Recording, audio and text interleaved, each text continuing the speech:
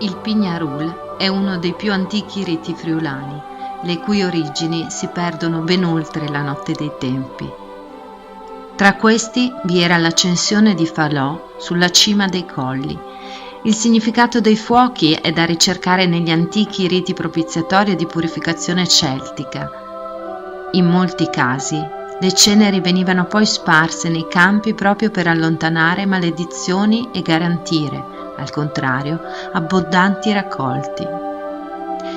Nonostante la cristianizzazione del Friuli, questa usanza non si perse, anzi, persistette attraverso i secoli, giungendo fino ai giorni nostri praticamente immutata.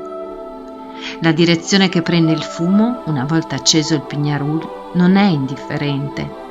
Un antico proverbio friulano sostiene che se il fumo va a occidente, prendi il sacco e va per il mondo.